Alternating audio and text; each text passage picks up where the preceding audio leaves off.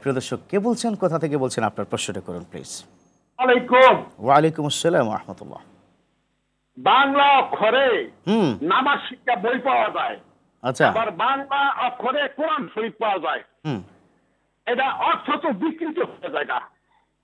আচ্ছা আচ্ছা, বুঝতে পেরেছি। মানে আপনি উচ্চারণটা বাংলায় যেটা লেখা আছে, বাংলা উচ্চারণ, এটা আপনি পড়তে পারবেন কিনা, বেসিক প্রশ্ন তো এটা, তাই তো?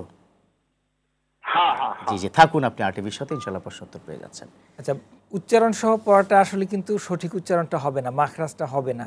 আপনি কোরআনটাকে কোরআনের ভাষায় আরবি লাহনেই আপনাকে শিখতে হবে, নাহলে অর্থ বিকৃতি হবে। অর্থ বিকৃতি হবে। এই জন্য আপনি সাময়িক সময়ের জন্য, এটা হয়তো কিছু সময়ের জন্য আপনি তাৎক্ষণিক কোনো সমাধান নাই, আপনার শিখতে সময় লাগতেছে, এই তাৎক্ষণিক কিছু আপাতকালীন সময়ের জন্য হতে পারেন, কিন্তু এটা কন্টিনিউ সব সময়ের জন্য এটা আসলে বৈধ হবে না। একজন মানুষের দায়িত্ব হচ্ছে তাকে কোরআনের আরবি লাহান মাখরাজ অনুযায়ী তাকে এটা শিখতে হবে। মানে চূড়ান্ত কথা বৈধ হবে না, বৈধ হবে না। কারণ হচ্ছে আপনি আলহামদুর জায়গায় আলহামদু বললে অর্থ পুরা বিকৃতি। আলহামদু মানে সকল প্রশংসা আল্লাহর। কালবুন, কালবুন অর্থ হচ্ছে অন্তর, আর আপনি কাপ দিয়ে বলেন কালবুন মানে হচ্ছে কুকুর। কত পার্থক্য, আকাশ পাতাল ব্যবধান আপনি একটা শব্দের মধ্যে। এই জন্য আপনি প্রত্যেকটা শব্দের মাখরাজ, উচ্চারণ এবং এটা সঠিক হওয়া উচিত হবে, এবং এই জন্যই এটাকে শেখা উচিত।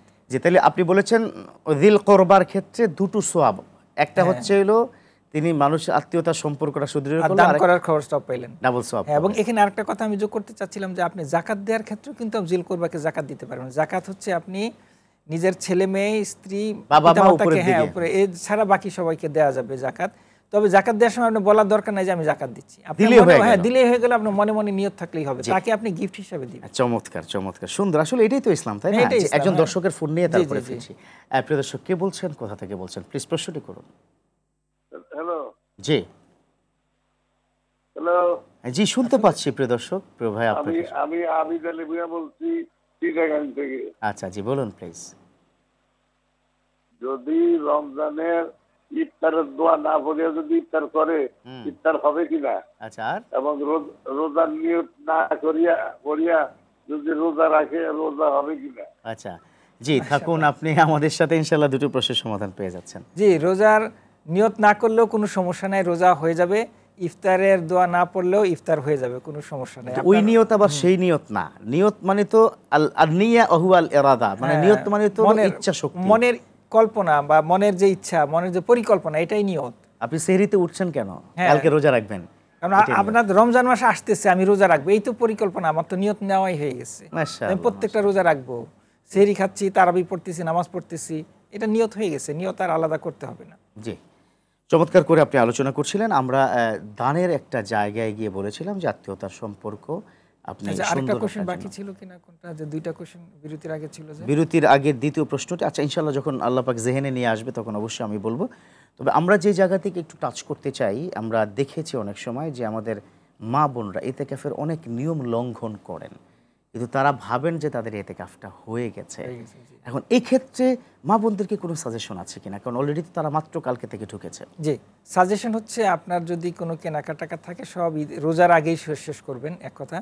রান্নার ক্ষেত্রে এখন কারা যাবে মার্কেটে? এখন তো যেতে হবে না, এখন তো প্রচুর মানুষ যায় না, এখন আপনার যাওয়া প্রয়োজন নাই, যারা আগে শেষ করছেন তাদেরই জন্যই তো ইতিকাফ, আর এখন যাওয়া উচিত হবে না। আচ্ছা, রাইট। এখন অনেক ভিড় হবে, তারপর আপনার রোজার আগে, নাহলে তো আপনার প্রস্তুতি, রোজার প্রস্তুতি এটা আমার আগে নেওয়া উচিত ছিল। কিন্তু আমাদের মা বোনরা তো মাশাআল্লাহ মনে হয় 15 রোজার পরের থেকে মূল মার্কেটিংটা করে, তাই তো?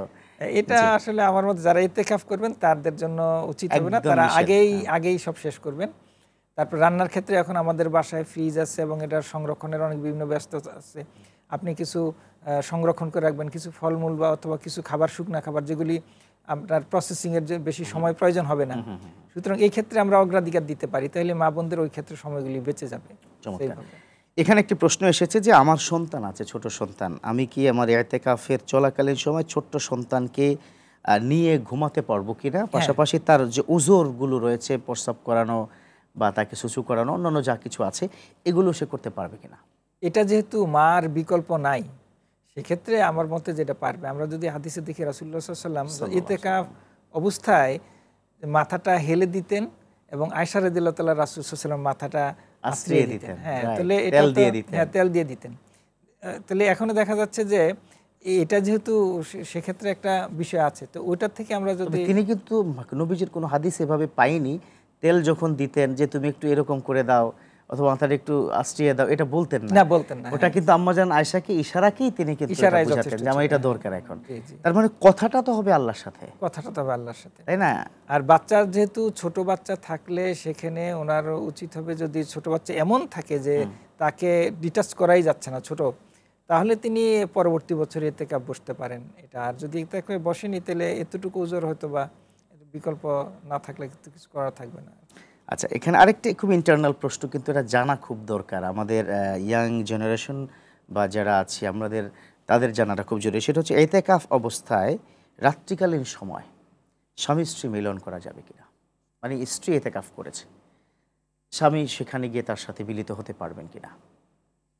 বলে হচ্ছে ওয়ালা তাকরাবু ওয়া আনতুম আকিফুনা ফিল মাসাজিদ, হাদিসে আসছে এটা নিষেধ, এটা করতে পারবেন না। আকিফুনা ফিল মাসাজিদ, ওয়া যেহেতু আনতুম ওই আকিফুনা বিধান, ফিল, হ্যাঁ ওয়া আনতুম আকিফুনা ফিল, যেহেতু মসজিদের বিধান ওটা, তাইলে এখানেও আমার মা বোনরা হ্যাঁ এটা ইতিকাফ অবস্থায় এটা বাইরে থাকতে হবে। কোনোভাবেই এটা করার কোনো সুযোগ নেই। খুব চমৎকার করে আপনি বলছিলেন।